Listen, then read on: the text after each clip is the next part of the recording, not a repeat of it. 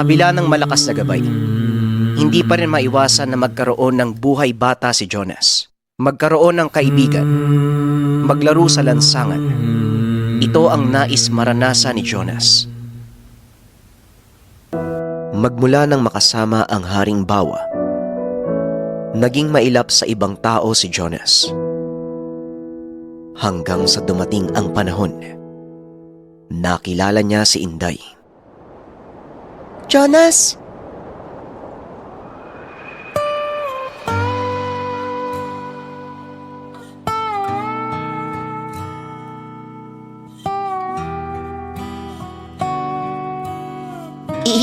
Inday! Kumusta ka? Wow! Ang ganda! Kita dito yung buong baryo, no? Madalas tinititigan ni Jonas si Inday. Pero sa tuwing babalikan siya ng tingin nito, kaagad namang umiiwas si Jonas. Hindi niya kayang tignan sa mata si Inday. Pero sa tuwing ibabaling ang tingin, hindi niya maiwasang mapansin ang mga pasa sa katawan ni Inday. Hoy! Bata ka pa.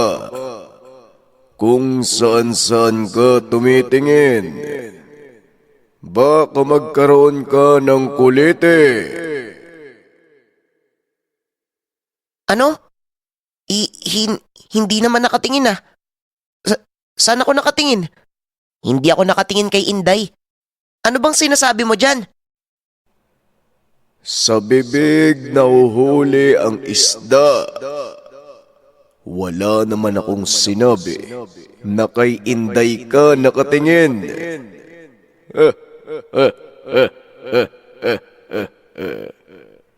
Iisa tayo, bata. Iisa ang puso't isip natin. Kaya alam ko ang tunay mong nararamdaman. Alam mo, masarap magluto yung tatay ko ng kalderetang kalabaw. Pag hindi ka tumahimik dyan, uulamin ka namin. O hindi kaya, gagawin kitang kambing.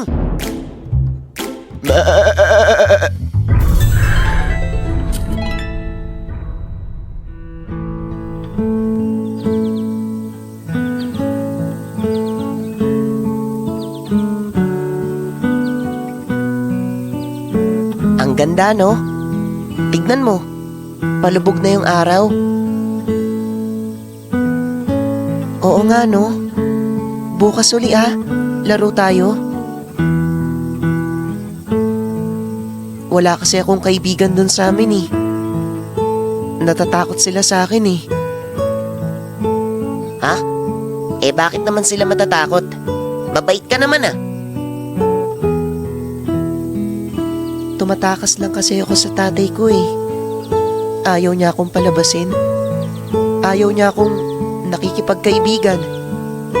Dapat daw palagi lang ako nasa bahay. Kasi darating daw yung espesyal na araw May ipapakilala daw sa akin si tatay.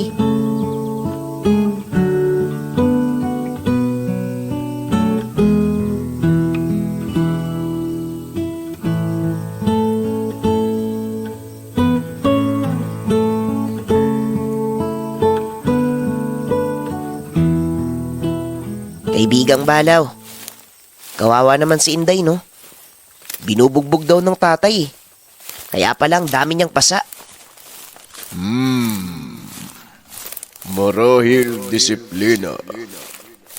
Ang sabi niya, tumatakas siya sa tatay niya.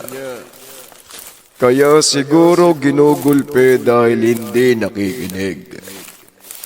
Kagaya ng gusto kong gawin sa mga masasamang tao. Gusto kong gulpihin. Hindi ko naranasan yun sa magulang ko. Iba yung bugbog sa disiplina. Pwede namang kausapin Saka para magkaroon ng pasa, siguradong masakit yung ginawa. Palibasa kasi puro kasuntukan Bakit ba gusto mong nanggugulpi? Wala lang. Gusto ko lang. At saka napapansin ko, parang sobra kang nag-aalala sa kanya.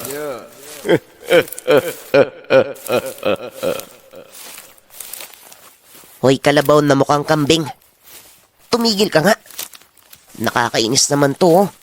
Seryoso ko eh.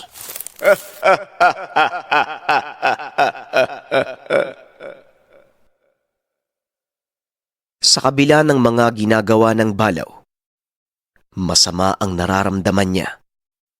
Itim na aura ang bumabalot kay Inday.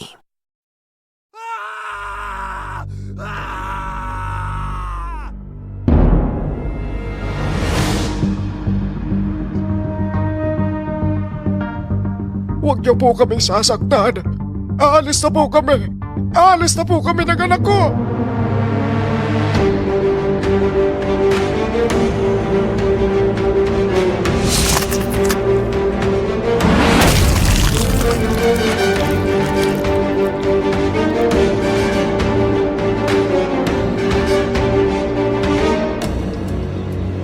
Huwag ka nang babalik sa lugar. Dahil kung hindi, tutuluyan na kita. Hindi pa tayo tapos sa Haring Balaw. Malapit na. Malapit nang dumating ang itinakdang araw.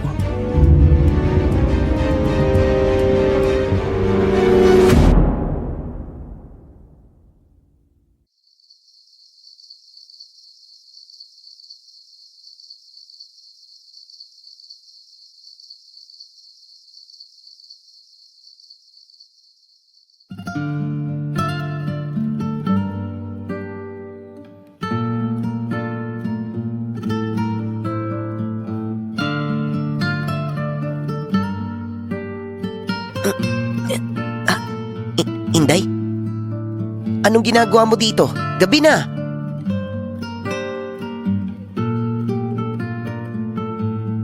Bakit Uy. Teka, Inday. Huwag kang lumapit sa akin ng ganyan. Inday, bata pa ta-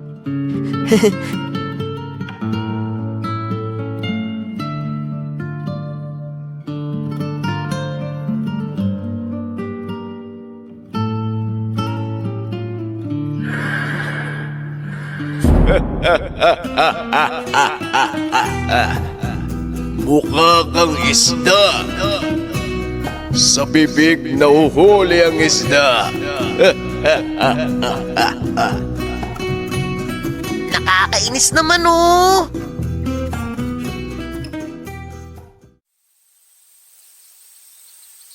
Lumipas ang ilang araw. Hindi na muli pang nakita ni Jonas si Inday. Ilang beses siyang nagpabalik-balik doon sa lugar. Pero wala.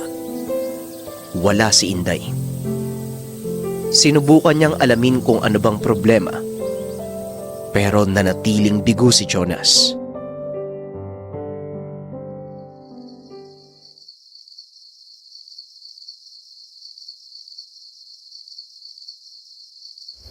Hindi pa tayo tapos sa Haring Balaw.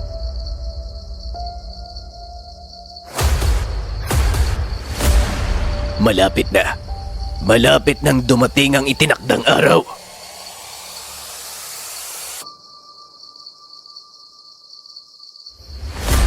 Gumising ka. Hindi maganda ang nararamdaman ko. Kailangan nating pumunta sa burol. Ano ba yan? Mangungulit ka na naman eh. Tama na. Inaantok pa ako eh. Tumayo ka. Mamamatay ang kaibigan mo.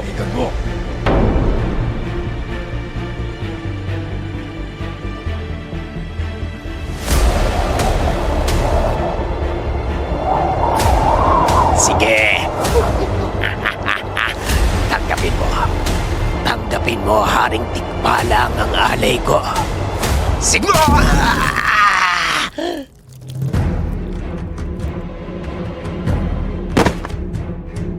Ikaw na namang bata ka. Kailan ka ba titigil sa pangingialam? Talagang hindi ka pa nadala, ano? Pwes ngayon, hindi na kita pagbibigyan. Sandali lang, bata. Hindi mo to laban. Kasama niya ang Haring Tikbalang.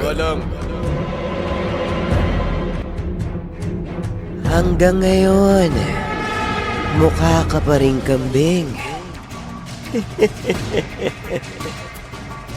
Panahon na para ipakita sa ibang nilalang kung sino ang titingalain bilang pinakamalakas na hari sa lugar natin. Ginamit ko ang taong to para magkita tayo, Balaw. Anak niya, kapalit sa kapangyarihan. Alam kong dadating kayong dalawa. Mukhang kambing. Pwes, gagawin kitang asno upang mawala ang kambugan.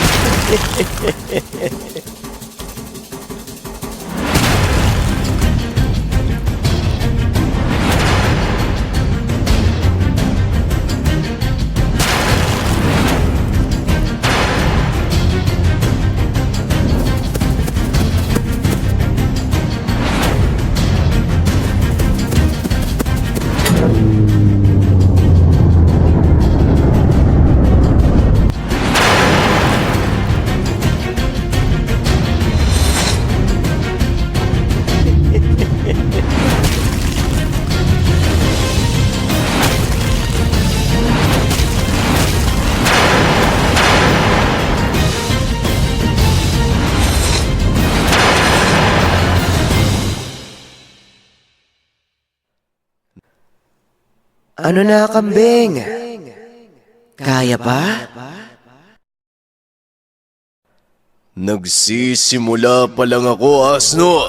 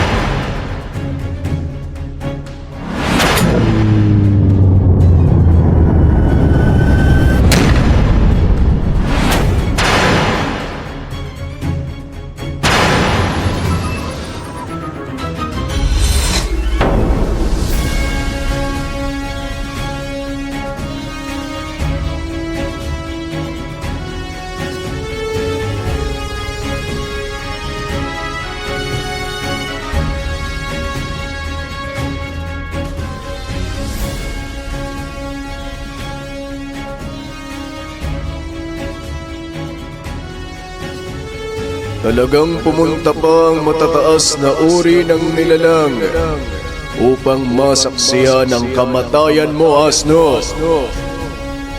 Huwag niyo kaming intindihin. Nandito kami upang masaksiyan ng laban.